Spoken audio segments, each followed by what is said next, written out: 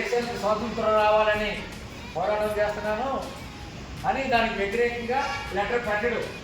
అప్పుడు బ్రిటిష్ ప్రభుత్వం వీళ్ళ ముగ్గురిని ఏం చేస్తుంది?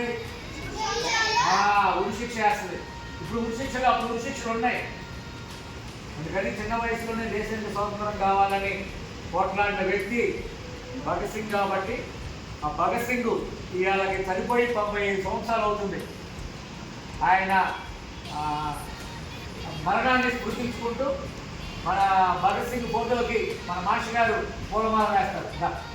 భగత్ సింగ్ గారు భగత్ సింగ్ గారు ఆశయాల్ని భగత్ సింగ్ గారు ఆశయాల్ని భగత్ సింగ్ గారు ఆశయాల్ని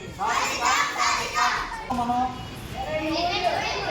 23 years ఏజ్ అంటే ఇప్పుడు ఒక్కరికి 10 ఉన్నాయి కనీసం 10 మ్యాక్సిమం 10 అంతగా ఉంటే వాళ్ళు 14 13 ఉంటాయి.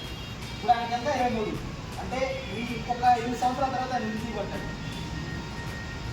23 years. ఈ దేశంలో ఒక ఐఏఎస్గా సెలెక్ట్ అవ్వాలంటే మినిమం ఏజ్ 21 ఉండాలి. 21 years. అట్లాంటిది ఆయన ఇంకో 2 years తర్వాత చనిపోయాడు. 23 years అంటే యూత్ అనమాట. ఆయన యూత్ అంటే ఇప్పుడు ఆయన 23 years అప్పుడు ఆయన చనిపోవడానికి గల అంటే ఆయనకు ప్రేరణ వచ్చింది. ఏం నా ఆశ కోసం నేను పోరాడాలి, నా దేశం కోసం చనిపోవడానికి సిద్ధమని. అంటే ఇప్పుడు ఆయన ముందు ఎట్లా అంటే వాళ్ళ తల్లిదండ్రులు ఎట్లా ట్రైన్ చేసి ఉండాలి వాళ్ళని అనుకోవచ్చుదా? మనం ట్యూషన్ లేట్ వస్తాం అదేందా, కానీ వాళ్ళ ఇంట్లో ఎంత క్రమశిక్షణ తెలిస్తేనో దేశం కోసం ఆయన ప్రాణాలు ఇవ్వడానికి సిద్ధపడ్డాడు. అదేందా ఇప్పుడు ఆయన ఇంకా చెప్పారు సార్ చెప్పినట్టు బ్రిటిష్ ప్రభుత్వం దగ్గర వేస్తారు వాళ్ళు స్మోక్ బాంబ్స్.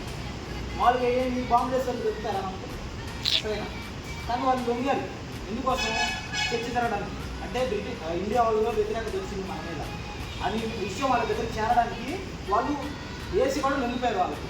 ఓకేనా? అంటే బాంబు వేసి మేమే వేసిందని లొంగిపోయారు. అదేవిధంగా ఆ లైఫ్ టైం 50% కూడా తగ్గకుండా త్యాగం చేశాడు ఆ లైఫ్ని. 23 years అంటే చనిపోవడానికి గల త్యాగం అంత వచ్చిందంటే తల్లిదండ్రులకు ఇంకా వాళ్ళ తల్లిదండ్రులకు కూడా ఫ్రీడమ్ ఫైటర్స్ వాళ్ళ బంధువులు మొత్తం కూడా.